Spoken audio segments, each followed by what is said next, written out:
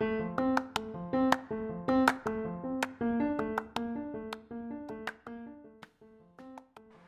hey. Hey, awesome. So, Bailey, how are you today? I'm great. I'm good. Had a nice walk this morning. It's kind of a for fun. Um, yeah, yeah, it's been a good day so far. How are you? Yeah, doing good as well. You're doing good as well. A little bit busy here and there with the whole interview, but I mean, we are just living the dream. So that's cool. You are. So, welcome to the show. Thank you so much for being here. Now, Thanks for before we having me. start, I have to give you a badass welcome to the show. So,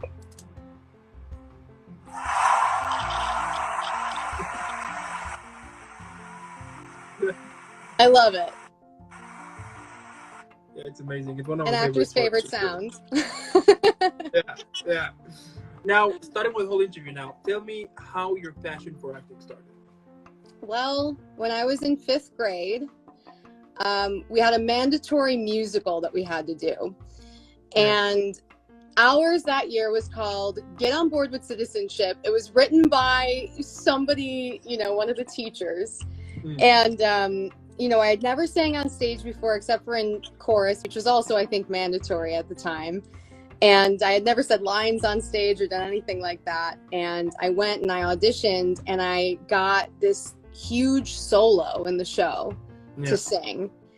And I fell in love right there. That's when I knew that this is what I wanted to do. And I went through then, I thought at first I wanted to move to New York and do musical theater and, be on stage. But then in 7th grade, I started watching Grey's Anatomy and I decided I needed to be an actor. Well, first I was like, I want to be a surgeon.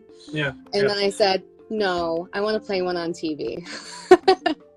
So, I then from there, I continued to do a lot of musicals. I continued to do all the plays and things in school. But, then I decided I wanted to be an actor and I wanted to move to LA. That's epic right there. So, starting with your career in theater, so you were in Les Miserables. Tell me about your character and what did you enjoy the most about that play? So I played Cosette in Les Mis, and I have to say the music in that show is some of the most incredibly beautiful music in any musical I've ever done. Just down to the choral parts, down to the, epic solos that the characters have, the duets, just the arcs in that show, and just how incredibly moving it is. Playing Cosette was so fun because she's just kind of the ingenue, and I had never done anything where I had to sing so high multiple nights in a row. So I was throat coat, tea every day, steaming every single day. I got really, really, really into the role. I was, what was I doing? I was doing like hand sewing and just things that you would think you would do in the, during the time period. Yeah. And I loved it. I had an absolute blast with that show. I think if I had a life goal, it would be to play every single female character in that show before I die. So okay, that's a good goal. Yeah, right. They're all so great. I loved that show so much. That's so cool. Yeah. And how you usually prepare a character for a play? So when it comes to a play, I start with the text. You take the play, you read it a bunch of times, and you learn as much as you can about the character, about the circumstances, about the opinions that your character has. You ask your character why a lot, I find. So I sit down then and I take, a journal. I always take it as an excuse to go buy a new journal, which I love to do. Yeah. And I start with like a stream of consciousness, and I write down I start anywhere with the character, you know, where is the character from? Or, you know, this one line really spoke to me. Why does she say that? And I go through and I just write it all out. And then I also take a list of prompts from Meisner that have a ton of different questions that go really, really in depth about your character. Just things that you wouldn't even think about, like, what's your character's favorite food? Yeah. You know, what's their favorite show? What kind of music do they listen to? Sometimes I will figure out either if we have any context clues from the play, or if I have to make it up in my head, find out the character's birthday, look up their astrological chart. You know, are they a Scorpio? That's going to inform the character a little bit more than a character that's a Taurus, right? So I go through and I make it very, very, very specific, because you have a lot of time, well, more time than you would on a TV show, sometimes even a movie, to really dive really, really deep into the specifics of a character while you're in rehearsals for a play. Because usually you have, you know, a couple of weeks on a play of rehearsals and script analysis and things like that. So I get very, very, very specific and I write it all down. So that's kind of how I prepare. And then, you know, from there you do rehearsals, you learn your lines and all of those things. And I feel like as you go through a process of a show, you learn so much about the character as you go, even into the run of a show. So say, you know, you're past opening night, now you're on like week 3, and you hear a line from one of your co-stars differently, and you respond differently, and you're like, whoa, I didn't know that was in there, you know. And it's so exciting, and there's so much adrenaline with a play, you know, a live performance. And you know, I'm so happy that you're asking me these questions, because I miss live theater so much. And it's been a while since I've been on stage. I've been doing a lot of this, like this type of theater, where I'm, you know, either on Instagram or I'm doing a Zoom reading, but there's nothing like being on stage. Yeah, absolutely. I can agree on Yeah. that. And what do you think is the key for a play to be a successful one? I think that has to do with the team. The team has to be healthy. The team has to be really excited about what they're doing. You know, theater, you know, is a passion, I think.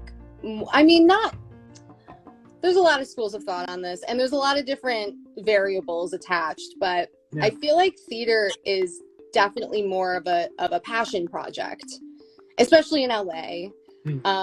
I am very lucky to be a part of a theater company called I Am a Theater Company. They are an incredible LA theater community, and we specialize in new works and dynamic new works, and working with, you know, new artists, new playwrights, new actors, directors from, you know, every walk of life, every corner. And it, you know, when you're taking a new piece and you're either workshopping it, or you're putting it up for the first time, or you're staging it, it takes a lot of patience, and it takes a lot of, you know, creativity, and it takes every single person on that team to create something like that. And it is coming out of a place of passion, out of a place of love, a love for the craft. So everybody needs to be on board to create something amazing, I would say. And, you know, the last thing that I worked on before the shutdown, it was called Found. It was a musical, and I was understudying in it. I was understudying a couple roles, and I was a dance captain. And our director, Moritz, he's wonderful. I miss him very much. he would always say after we would, go through staging something really nuts, really crazy. It was a very fun musical comedy. And he would say, "What are we making?" And that's the type of energy that you want in any production. Yeah, absolutely. You just want it to be fun and exciting, and you want it to be a very positive room at all times. And yes, it gets frustrating. Yes, the hours get long. Yes, you're problem solving, and it gets kind of crazy. But as long as everybody's positive and really excited to be there and really excited to create something that we're all like, what are we making? Then you're gonna have a really, really, really good production. That's awesome. Preach on that. That's cool. Yeah. Now, you have been in several other plays, such as Sexual Perversity in Chicago, Legally Blonde, the musical, Spring Awakening, Orange is the New Musical, Songs for a New World, Bad Juice, American Hero, Found a New Musical. Tell me, those are my dogs, by the way. I'm so sorry. I love them. I live with 3 dogs, so it's impossible not to, even if the tiniest leaf drops from the tree, they're gonna start barking. I'm a huge fan. You need to tell me. I'm sorry, I have to interview you now. What kind of dogs are they? All right, so I have a husky. The second one is kind of a collie. I mean, he was adopted, so I don't know exactly what kind of breed is it. And the third one apparently is a pit bull, but he's growing a lot more than usual. I mean, he's right now the average size of a pit bull, but he's still a puppy. So I'm still wondering what's kind of like the size that he's going to grow at some point. But for example, the husky, he's like, that's a husky. Oh, I can hear him. Yeah, he's huge. Like, he's not the average husky you will see. He's very tall. So cute. I love huskies. I love how they talk.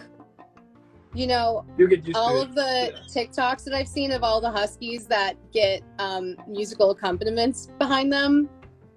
That's my favorite side of TikTok. Yeah, it is, for sure. And it is true. Let me tell you that whenever you will, like, sometimes, like every now and then, whatever, if I'm making breakfast or something, of course, whatever I'm doing something in the kitchen, all the 3 are there waiting to see, if I could share, So, but the husky, I will sometimes talk with him, and he will reply in his own kind of voice, like, rrr, rrr, making no sound. And I'll be like, okay, yeah, you're right about that.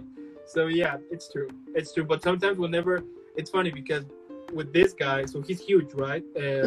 But whenever I'll take him to the vet, for some monthly checkup or something, if they have to put him like a vaccine or something, he will cry like if I was cutting his ear, for example, because he makes like this crying. And he moves, it's just horrible, but it's funny because he's just exaggerating too much. And the doctor the other day was saying like how funny it is that this guy is huge and he's acting like a baby. And I'm like, yeah, well, I think that's my fault for spoiling him. But yeah, huskies are dramatic. I feel like if I were to come back as a dog, it would definitely be a husky because I love to sing and I love to be dramatic. So there it is. Yeah, totally. I love it.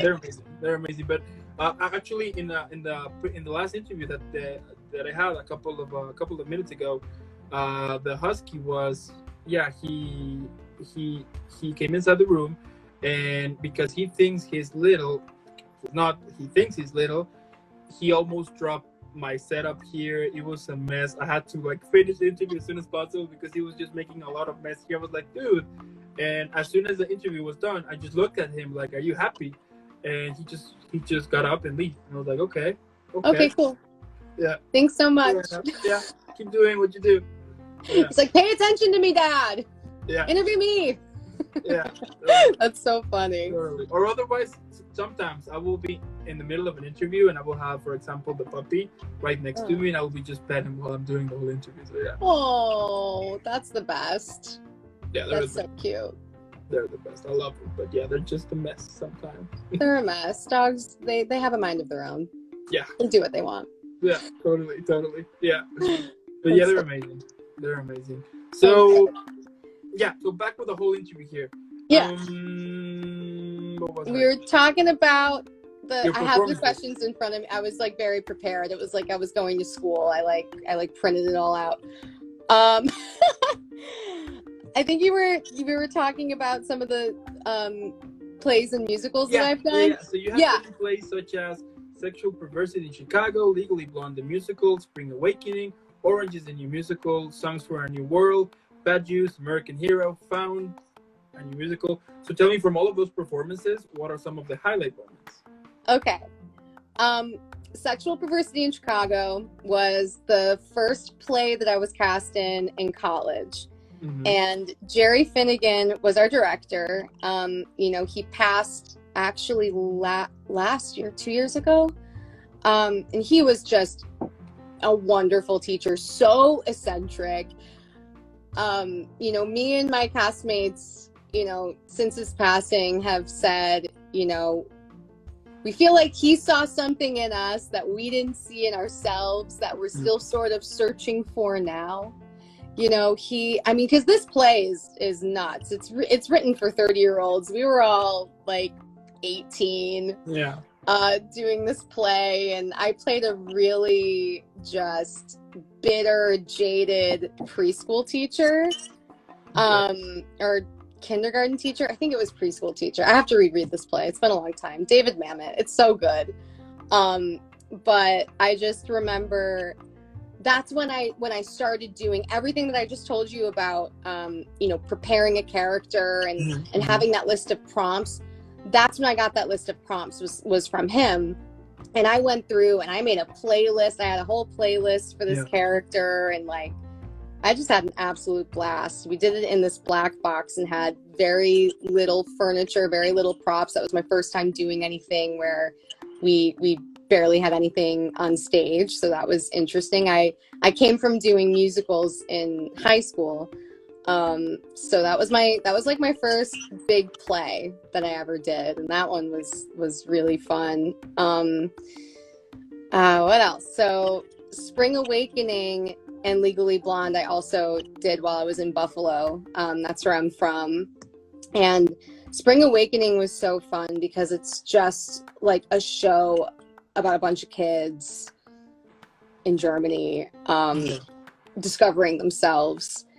And it's a rock musical. It's actually one of my favorite soundtracks of a musical ever. I remember my cousin gave it to me when I was in high school, and I just listened to it on a loop. It was my favorite. So to be able to perform it was like such a dream come true. I played a character named Ilsa, and she was like a very free-spirited, lived in an artist's colony, had a really dark past.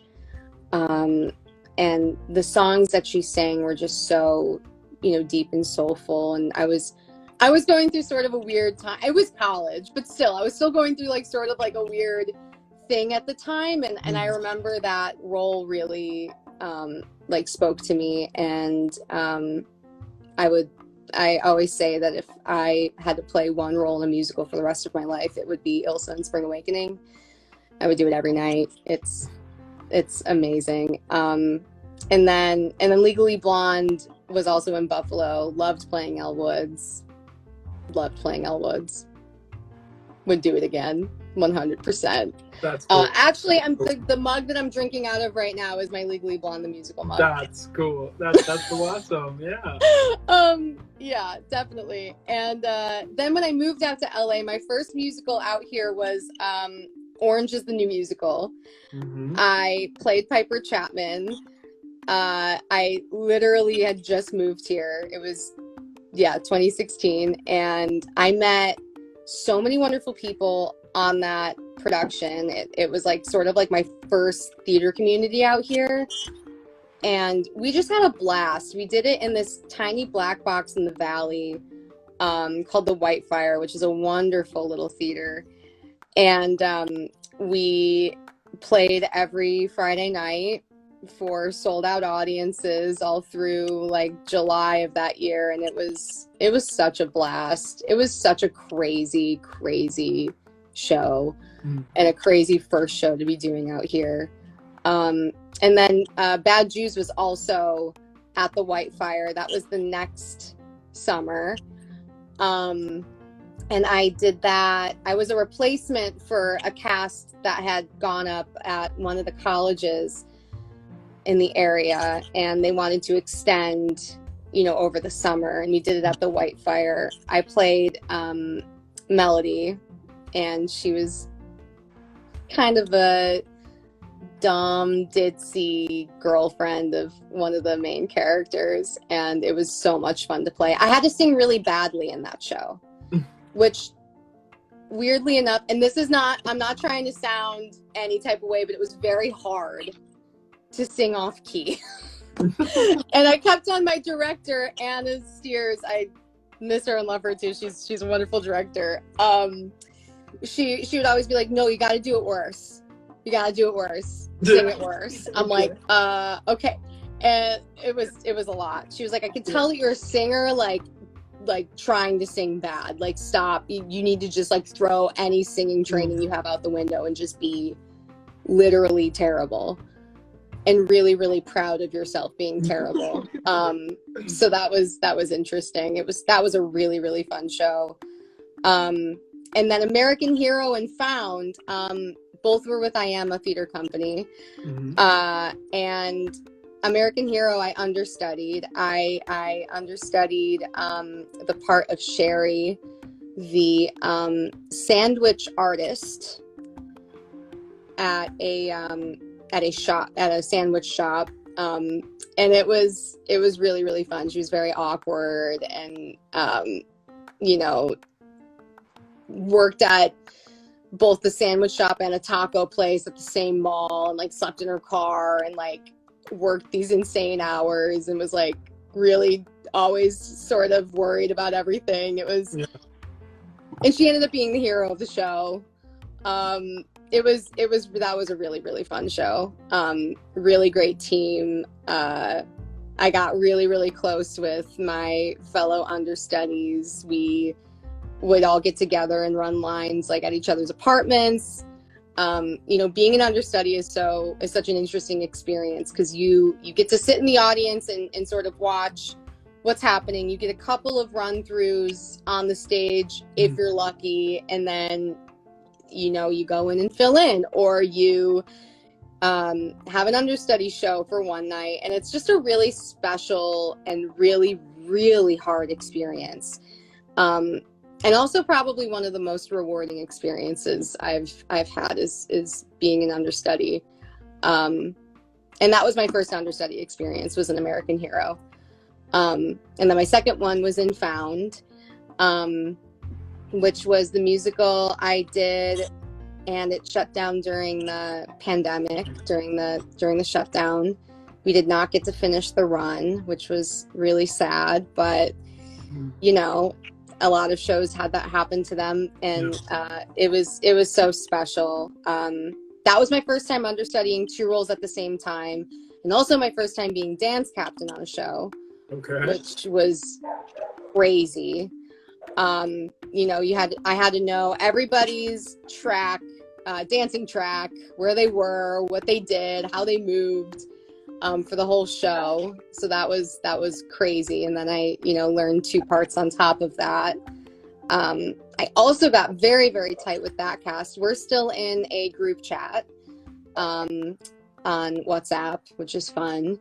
And we did get to see each other after the pandemic. Well, not after the pandemic, like a few months ago, right after everybody got vaccinated, we all got to see each other.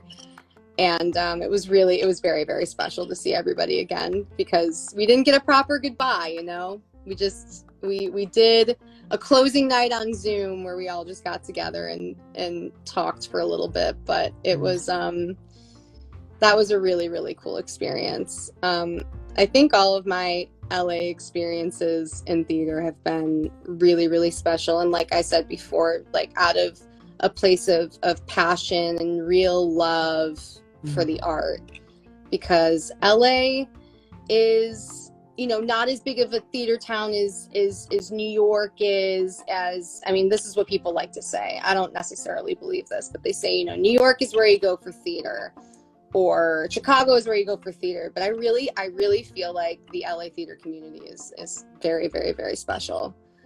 and I'm very lucky to be a part of it and to have had these experiences. And, you know, on top of this, I've done like a ton of readings, a ton of, I've met so many people through those two that have led me into different factions of the television industry and film and all of that stuff too. So it's, yeah, theater has been a massive blessing in my life, especially out in LA.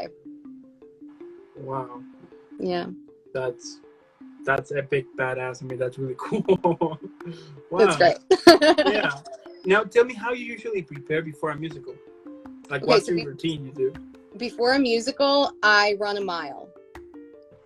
Okay. I run a mile. Okay. It's very good for getting your breathing going.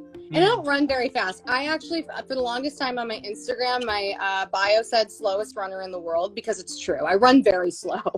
I'm not, I don't do any fast running. I'm not really sure if I could, even if I tried. But so zombie apocalypse probably wouldn't be the best case scenario for me. I could run for a long time though, just very slow. But anyway, running gets the blood pumping, gets your breathing going, gets your diaphragm going. I mean, it just it gets everything flowing. So then, because I find that when singing through an entire show, like when I did Legally Blonde, for instance, I was on stage like the entire show. I sang the entire show. I was talking the entire show. I was dancing the entire show. Yeah. And if your breath isn't in check, forget about it. You know, you're going to get on stage and you're going to be out of breath. So warming up with a run is the first thing that I do whenever I'm in a musical. And I know I have to sing and dance and speak for a long period of time just to get the breathing going. And then usually after I do my run, I will steam for a little while. I have like one of those steamers and I just kind of sit there and I get the vocal cords nice and moist and get them ready to go. Yeah. I put on music, I chill out. You know, when I'm in a musical, we're usually doing our own makeup, so I put my makeup on, I take my time. I feel like, especially for Legally Blonde, I was always the first one in the dressing room. And I would sit and just get all my stuff together, get all situated, put on my music, steam, and then start putting on my makeup. And then I do a pretty extensive vocal warm-up. Sometimes it's led by the director, which is always fun. But when it's not, you know, I would get in my car. You know, it sort of depended on what theater you were at. So when I was in LA, or like when I was doing Songs for a New World, I would get in my car and I would warm up to the highest note, like actually a step higher than the highest note that I had to sing in the show. Make sure it was there. Okay. And then I'd go down the lowest note I was singing in the show, make sure that was there. And then I'd sing through all my vowels and do like a very extensive vocal warm-up in my car. And then I would go in and, you know, those 10 minutes or 30 minutes before curtain, just kind of chill and zen out. Sometimes I'd do another physical warm-up, like in our mime class in college, we did this thing called Plastic Circle, where you kind of go through all of your extremities basically and just twist them around like this. So this is, you know, the wrists, you do your head, you know, your ankles, all that. I don't know. It's like, it's kind of like a full body, really quick warm up you can do backstage. So I would normally go through that for myself. And then you take a deep breath and you get on that stage and you sing the whole show and you do it. Musicals are crazy. Yeah. They're really fun. I really miss doing musicals. That's for sure. Wow. Now, if you could describe your career at the moment in a play or a musical, what would be the title of it? Okay. Do we want an actual musical, or do we want like I'm writing a musical about the current place I am in my career? Both. Oh God. Okay. If I had to pick a musical or a play of my life at this very moment, That's really hard. I shouldn't have asked you this because now I have to come up with it. Because I had an answer. I had an answer for this question, and now I'm like, oh God. Oh man.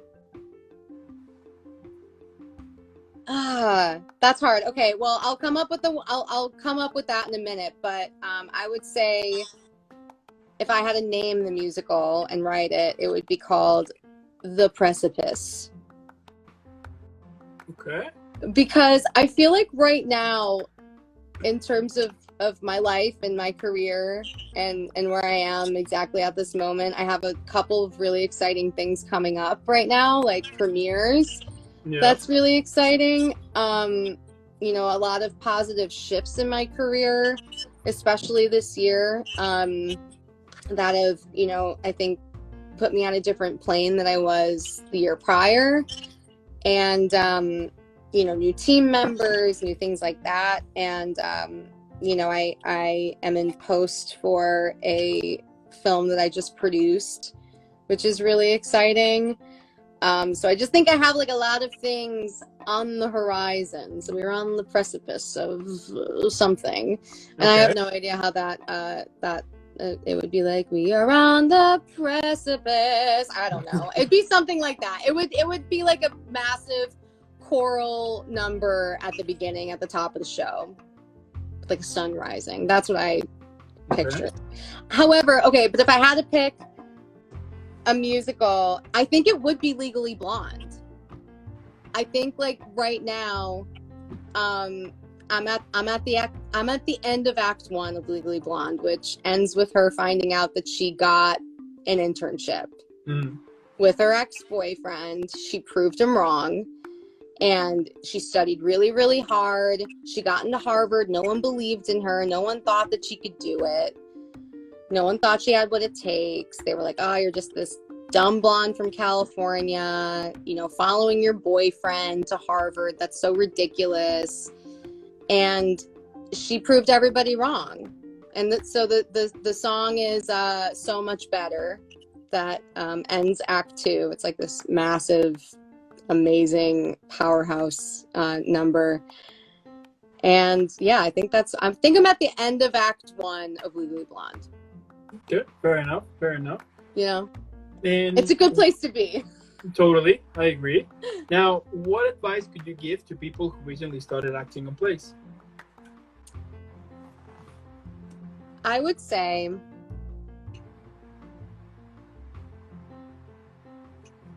be very specific while you read. Take notes. Fall in love with the process. Okay. The process is a little bit, can be grueling sometimes in a play, but it's always, always, always rewarding. I would say listen. Listen to your directors and your scene partners. And I think most importantly, have fun and definitely become friends with your castmates, because you are going to be spending a lot of time with them. And you better get to love each other. And you will. You will. I mean, there's a reason why you got cast with that group of people. And it's because, you know, the team thought that you guys would mesh well together. And that's usually how it goes. They kind of cast friends. Okay. That's nice. Yeah. That's awesome. Yeah. Now, moving on to your film experience, let's start with Bland Larceny. Tell me about the character and about that film as well. Bland Larceny was so much fun. My friend Brandon, he's from Buffalo. He's a director, writer, producer. I actually did my first film ever with him in Buffalo. It was a 48-hour film festival, which you need to love making films if you're gonna do a 48-hour film festival, because those things are crazy grueling hours and so much fun. I mean, some of the most fun I've ever had on set. So Brandon moved to LA a couple years after me, and we really wanted to produce something together and act in something together. So I have this scene in my reel where I'm like robbing a place, and he saw it and he got the inspiration to write this short for us where we're robbing a place in broad daylight, and and my character's on a date with like a rich guy, and we're going in to like rob him. Okay. So it's like a really silly premise, and you know, Brandon is like an incredible stunt guy, incredible martial artist and gymnast. So he wanted to write himself something that was like very much physical, like very much settled in physical comedy. And for me, it was fun because I was playing the straight man of the piece, so I was like the normal one, where everybody else around me, I'm like, I'm trying to rob this place, and we're gonna do it, and everybody just needs to keep it together. And you know, Brandon's character comes up, you know, over a balcony, dressed in like a full ski suit, you know, with the ski mask and like in all black, and it's broad daylight, and I'm like, dude, this is not how you rob a house in broad daylight. What's wrong with you? Yeah. So, I mean, he was mostly excited about me having to push him over the balcony, Brandon himself, as the human artist. But I said, sir, I'm not pushing you off of this balcony. So we did fake it. Don't tell anyone. Well, I just told everybody here.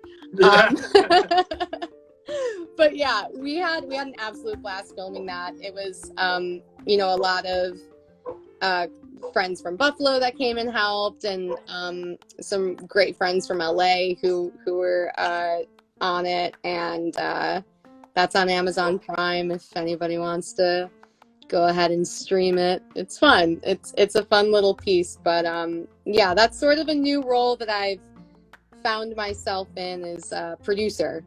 So I've been producing some stuff, and yeah, that was the one of the ones that I did this year. Okay. Yeah. And how you usually prepare for a character for a film? I mean, do you use the same approach as in a character for theater? Yes. Similar. It's definitely a similar process. Going through the text, writing with the stream of consciousness, being very, very specific about what you're doing, you know, the choices that you're making as the character, which you would do in any given sense. But I would say in film and television, your turnaround is a lot faster. So you don't have as much time with the character. And in my experience so far, I've done in film and television, mostly co-stars. I did 2 co-stars this year on 2 shows that are going to be coming out later this year. And in both of those shows, I had like 1 or 2 lines. Yeah. So basically with film and television, I feel like it's really important to know how you're serving the story and how you're serving, you know, that episode or that moment or the moment for the main character. How are you forwarding their story? How are you forwarding their scene? Because that's kind of what you're there for when you're playing a co-star and even a guest star. Is you're being placed to forward the story. So how am I doing that? So that's sort of the approach that I take in those instances. When I'm playing the lead in a short or a feature, I'm doing all of the work that I would have been doing, you know, for a play. And then yeah, with the smaller things, it's more or less it's the same work, but it's a little bit more truncated and specific and into that one moment that you're going to have on screen. That's amazing. Now, you were in several more projects, such as Unrelatable, Missed Connections, Drunk Dial, Therefore I Am, Absence of Evidence, Austin at Dinner, Sid is Dead. So tell me, what are some of the things that you enjoy the most while doing those projects? So Unrelatable was my first time ever producing and acting in something. My best friend from college, Thomas, wrote that piece for us, and he was living in LA at the time. And that one is about a Instagram influencer played by my friend Thomas and his best friend from high school, Morgan, who I played, who is an aspiring writer, but mostly works at a restaurant and hates her life. Okay. So the pilot episode, it was a pilot presentation / could have been a web series pilot episode, was about their dynamic living together in a 1-bedroom apartment, and Morgan's best friend Taylor, who is just lays around on the couch all day, makes all this money from doing Instagram stuff and going to parties, and he, at the end of the episode, decides to help Morgan get more followers on Instagram. And it was really, really fun. I hope someday we can do something with it. Him and I are producing partners, and we just worked on a film called Mark's Women that's going to be coming out next year. We produced that together with a couple other friends from University at Buffalo, where we went to school. My friend Ashley would start in that one with me, and we're in a post-production for that. But Unrelatable was really special. We filmed that in my apartment, in my tiny little apartment, and it was a really small crew, very modest beginnings. It was really special to us. And what are the other ones?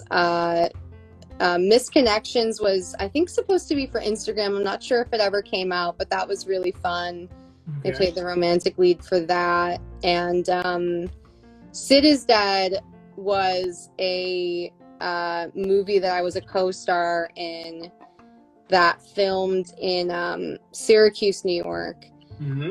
It is filmed at a place called American High, which is a high school that was converted into a soundstage in Syracuse. So I played a high school student in that one. I hope it comes out soon. It was a really funny scene. I got to work with a fellow theater company member, Eli Gonda, on that. He was our director. It was so much fun. And it was cool because I got to go home and see the family, and then, go work on a movie, because I'm from Buffalo. It's like a 3-hour drive. One of my really good friends, Natalie, cast me in that film. It was so much fun. We had a really good time on that. That was like a 1-day shoot. And then what else did you say? Therefore I Am. That was the first movie that Brandon and I worked on in Buffalo. That was the 48-hour film festival, where I literally had our makeup artist putting drops in my eyes to keep me awake. It was insane. I played the lead in that, and it was just hours and hours and hours, and night shoots, and we did an entire sequence of Taekwondo. And it was just insane. It was so much fun, though. That's really where I fell in love with filmmaking, because it was my first time, and I was like, is it all like this? Is it all just like, we're all on set for 24 hours straight? Like, I love this. Can we just do this every day? I think that may have been, the copious amounts of caffeine that I consumed that day. But it really was. I would do it any day. That's sort of as much as I love to be on set. I love to be, in a trailer. I love to get my makeup done by someone. Those are, that's the best. But there is something about guerrilla filmmaking. There's something about it. There's something about, putting together something in 48 hours and just throwing it together and doing everything that you can to make it happen. Or, like really, really low budget indie filmmaking. There's something about that that's just like very exciting. I think it gives me the same thrill as, theater does. It's like the adrenaline rush. So yeah, Therefore I Am, I was like, ooh, this is an adrenaline rush. This is crazy. And then Austin at Dinner was another 48, the first 48 that I did in LA. And I joined this team of very, very seasoned 48-hour film festival makers. My friend Aaron Doolittle, who's a writer, director, DP, you name it. He does literally everything. Okay. He's just every single faction of production, and also a very talented actor. You know, he put together the 48, the Austin at Dinner 48, and he's put together a bunch of other things. He's a filmmaker like I just described. Like, he'll call me up and be like, "Hey, I have this 16-page script. Let's go film it in a day." I'm like, "That's nuts." It's like totally dialogue heavy. It's like 15 monologues. I'm like, "I'm in. Let's do it." And we always get it done. It always happens. He always, you know, makes it, finishes the project. He's a very, very talented filmmaker. So that was Austin at Dinner. And again, I feel like, you know, as much as theater, you have like a lot of time to rehearse, you become very, very close with everybody, you create really meaningful connections through doing theater. I think it's the same thing with filmmaking. You want to get together a community of people that you want to just make shit with, you know? And I think I definitely have found that with a lot of people out here so far, which has been great. And I think that's why I stepped into producing, because I have such a wonderful community of filmmakers that are just kind of down for anything. Yeah. Wow. It's good stuff. That is so amazing. Wow. And from all of the characters that you have portrayed so far at the moment, what are some of the ones that you enjoy the most playing? I have to say, the character that I played in Mark's Women, the one that I just finished producing, might have been my favorite character I've ever played on film so far. Okay. She was really unhinged. She threw knives. She wielded a gun.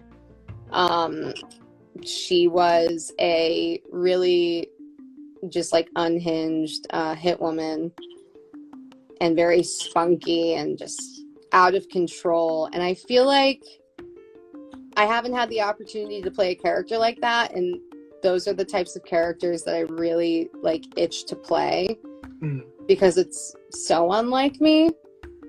So I really get to step into, you know, I usually stay very calm in situations. I'm very like cool and collected. Yeah. But with those, I just get to let go and be really just nuts. It kind of gives me like similar vibes to Bellatrix in Harry Potter. It's like very similar character that I got to play in Mark's Women. So I'm hoping that'll be out by next year. We're in post-production for it now, and it'll happen. It's just, you know, it's a little bit of a slow go with it, but it'll be really fun to see it when it comes to fruition. That's so cool. And do you relate somehow with all of the characters that you have played at the moment? Yeah, 100%. I think there's a little bit of yourself that you give to each character that you play.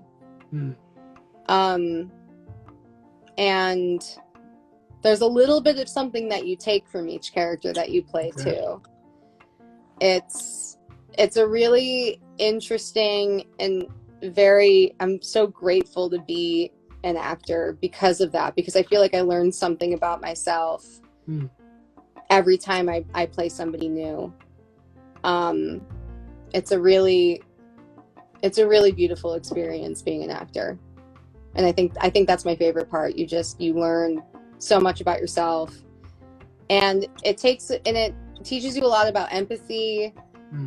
And I think that's the biggest thing I can take away from all of the characters that I've played is you know, how much I care about them at the end of the day. Yeah. And all the memories that you make while playing the character too. It's a really beautiful thing. That's so amazing. Now I wonder, like, what motivates you to keep pursuing your acting career? I mean, basically you have a badass career. I mean, we all know that. But tell me, what inspires you? Like, what motivates you to wake up every day and just keep working hard to keep building this amazingness that you're creating? I think I really, really, really, truly love it. more than I've loved anything else that I've ever done. And I think it's important to love more than one aspect of it. And I have found a love for producing. I've found a love for just being around it, playing, being an understudy in a musical, right? Or in a play, just being in the room where it happens. Being on set as anything, as an assistant, as whatever. I really think it's all about the, like, really truly loving every single step and inch of the process, and not letting anyone around you get you down about it, because there's a lot of negativity, there's a lot of people who tell you can't. And as long as you can really, in your deepest heart of hearts, know that this is what you're meant to do, this is what you love. And even on days where you're like, this isn't what I meant to do, I actually hate this today, I'm so angry today about this thing that I've decided to do. If at the end of the day you can sit down and be like, no, this is 100% where I'm meant to be, what I'm meant to do, then, I mean, that's what motivates me to keep going. There you go. Yeah. Preach. Yeah, preach +2. That's awesome. Yeah. Yeah. Cool. And my last question here, like, any advice that you could give to those who recently starting following their dreams, either in acting or in some other stuff? Like, what advice could you give to them? Surround yourself with people who motivate you, who genuinely support and love you, who believe in you, and just start creating a community of artists and friends and supporters and mentors.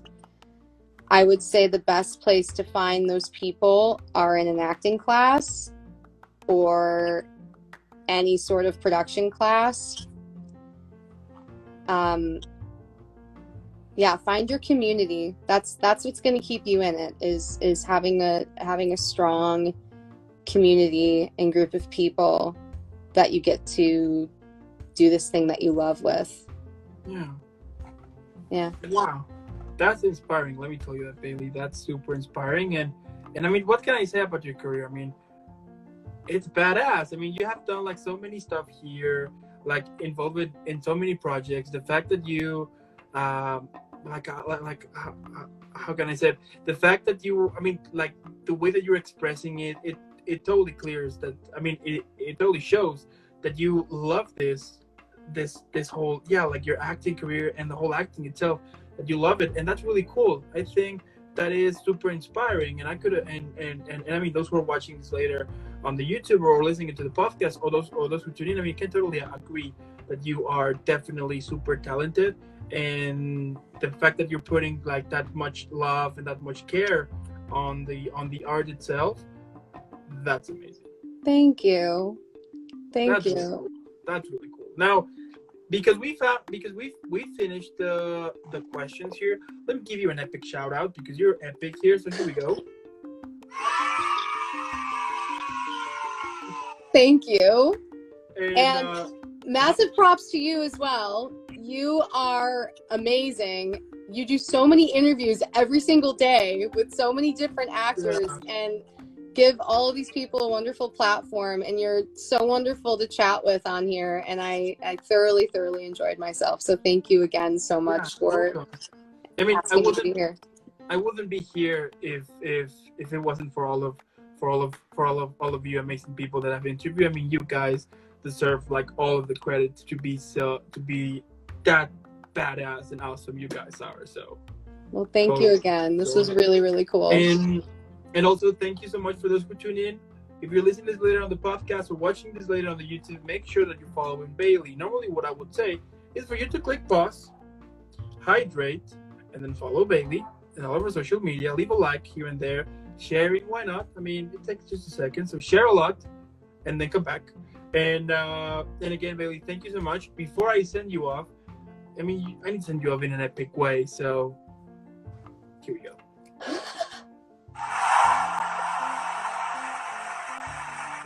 Thank you.